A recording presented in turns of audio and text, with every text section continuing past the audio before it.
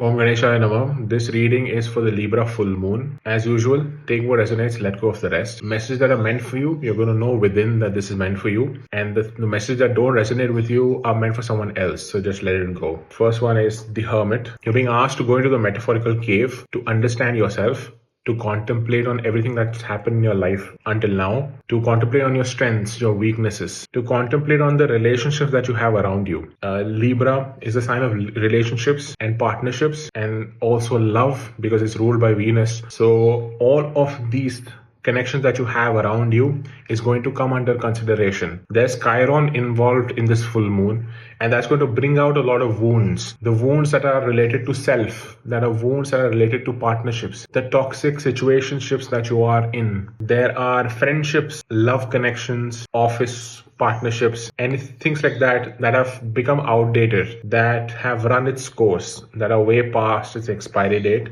but you're still holding on to them just because of familiarity, just because of the time and energy that you have invested into them or into that situation. That it needs to be let go of. You need to walk away from it. And all of this toxicity, all of the areas where you have given your power away are going to get highlighted in a big way during this full moon.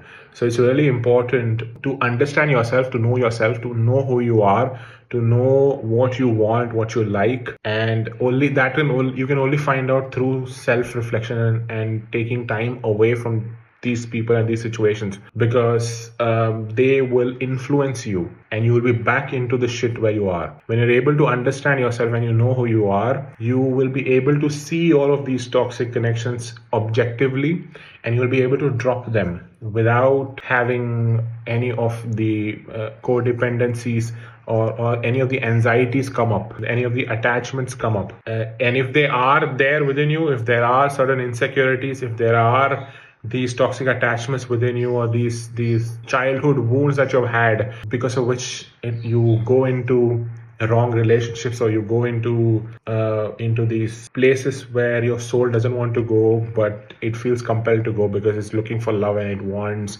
it's trying to fill a void, then all of this is going to be very much revealed in this full moon, and more of which will be revealed when you take time out and take time away from the things that are causing you the pain. King of Swords, it's really important that you make your mind and your mindset bulletproof, so that you do not get influenced by the opinions of others. You do not get influenced by the validation from others or the stories they feed you. Right now, it is really important that you discern from anything that anyone is telling you right now and find the truth out yourself. That's why the Hermit. So you can go away, you can move away from all this distraction, and you can actually find out the truth for yourself, the truth that is valid for yourself. It doesn't have to be the truth of the universe or the world, but the truth that is valid for yourself. You can only find that out when you're alone, when you're isolated, when you're in solitude. And here they're asking you, because this is the man or woman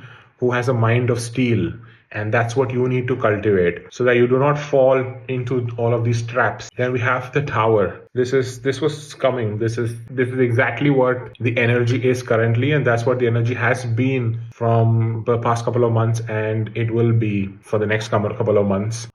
Because especially with this full moon, we have wrapped up the cycle of eclipses that have happened in the Aries and Libra axis from over 18 months. Even though this full moon is not an eclipse, it is still carrying that energy. It is still wrapping up that eclipse cycle, and that fated energy is very much present in this, because Venus is sitting with Saturn. The North Node is in Pisces. Venus is in Pisces. Saturn is in Pisces. And there is so much energy around. There's so much fated karmic energy around. So the Tower coming was inevitable. There is a lot of destruction that will happen around you that may seem very difficult. That may seem like the end of the world, but trust me, it is not. After the destruction is where you can begin rebuilding. That is where new things start again. The destruction is important. It needs to happen. Only when destruction happens is when you can start the reconstruction. And anything that gets destroyed didn't have strong foundations to begin with. So just know that the full moon has exposed all of these things to you. That's how you find out that these things that got destroyed weren't actually meant for the long run. And the universe has done a favor to you by exposing these shadows to you. Then we have the three of. So here, connect with your friends for support, connect with your environment for support. And this is going to reveal who the true friends are, who the real people are in your life. Because when the chips are down, when everything is in turmoil, when everything is being destroyed and you are at a low place, when you're at rock bottom, that is when the real friends, that is when the real family members, that is when your true supporters are exposed. That's when you find out who is truly your friend, who is truly wanting good for you. So it is a favor literally being done by the universe by exposing all of this, exposing the reality of relationships and situationships that you have around. So be open to evaluate everyone in your life. Do not put anyone on a pedestal, because if you have, that will get revealed to you that no one actually deserves to be put on a pedestal.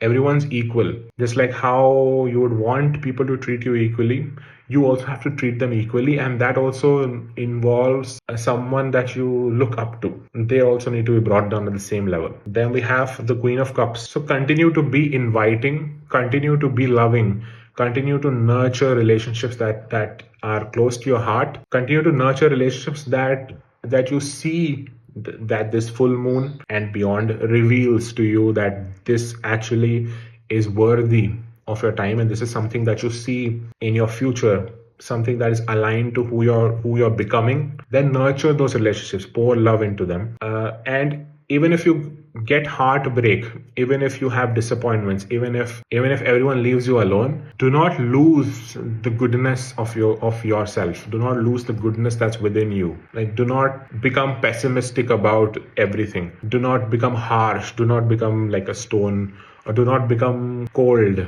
just because everyone's left you out to dry, or just because you've had heartbreak again and again, or it's possible that the love situations that you had, the partners that you had, weren't the good ones and they always ended up hurting you. That doesn't mean that you now stop dating, or you stop looking for love, or you stop relying on people, or creating a very pessimistic worldview where you feel like now everyone is just against me, and it's no point in loving, and there's no point in having friends because they're going to betray you and they're going to do that to you, and and being overly suspicious about everyone. Do not do that. Be inviting, be loving. Also be loving to yourself. Forgive yourself for the mistakes that you've done. Forgive yourself for being in relationships with people that did not feed your soul. Forgive yourself for getting into places searching for love which you thought would fill a void, or which you thought would fulfill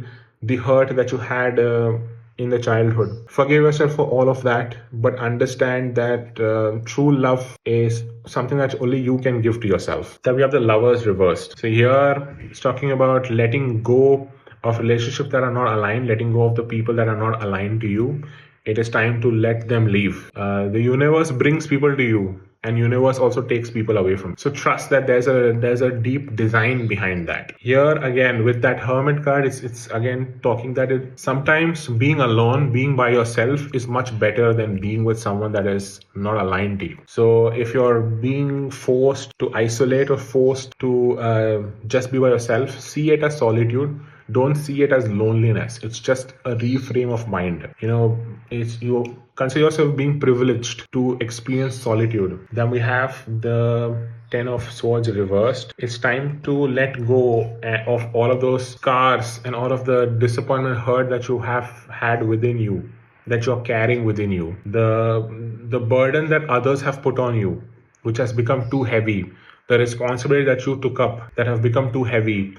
It is time to let that go. It's time to lighten your heart and to heal through that. Do not carry all of this hurt within you as a scar of, as a battle scar, or as a scar of victory.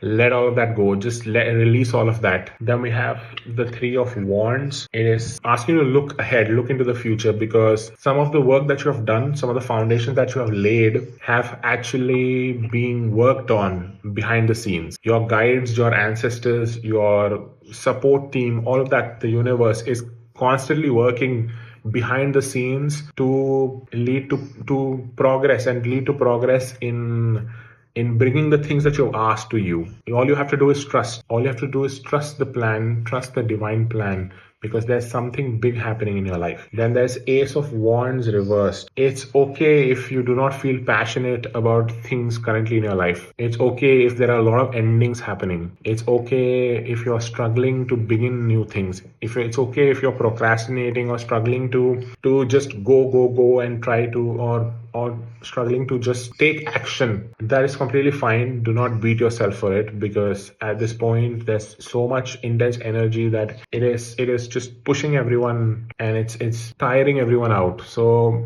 take and show grace and compassion to yourself. Of course, do not use this as an excuse to procrastinate even further, because you have fear of cutting people off or taking that action.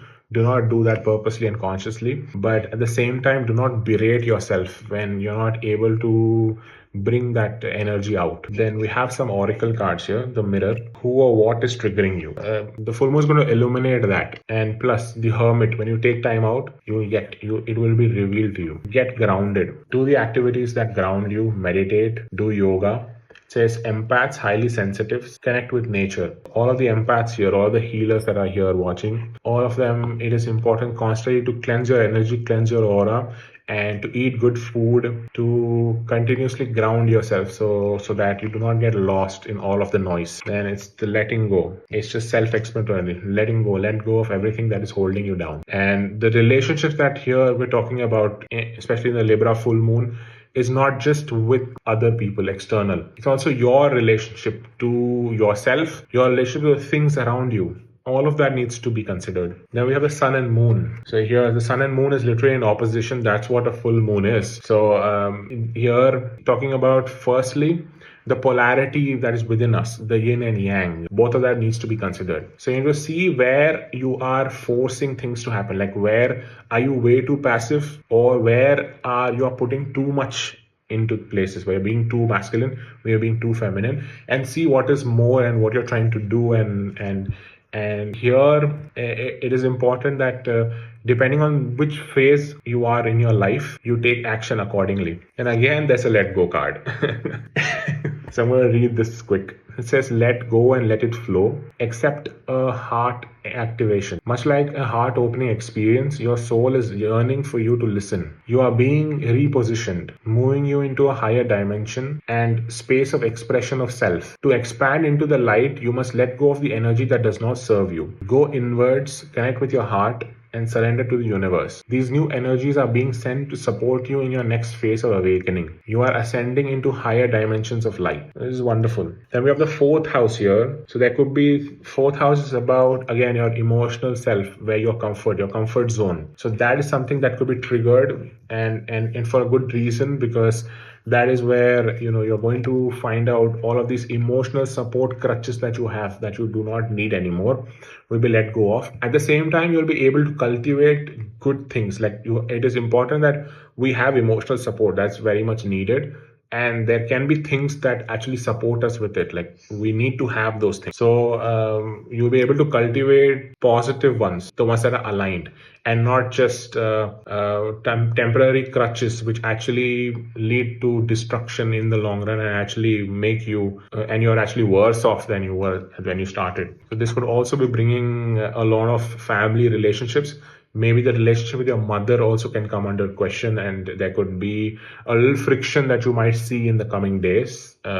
So issues revolving around her, issues evolving around mothering yourself, your inner child, because we all are mothers to our inner child. So yeah, we need to see that. Then we have the IC, which is the root. Literally, that is also the fourth house. That's come twice. So again, there can be a lot of family relationships, relationships relating to your ancestry. Ancestral healing as well could be under question. Like some of you guys might be getting pestered by your ancestors in order to do the healing, because with our ancestors there's always this thing about them sort of trying to get your attention, and the way they get your attention is in a way through inconveniences. So it's important to listen to them if they're calling you, so that you can heal the lineage, because a lot of you guys here might be called to heal the entire line. So just know that by healing yourself, by having that intention, you can heal generations and generations before you.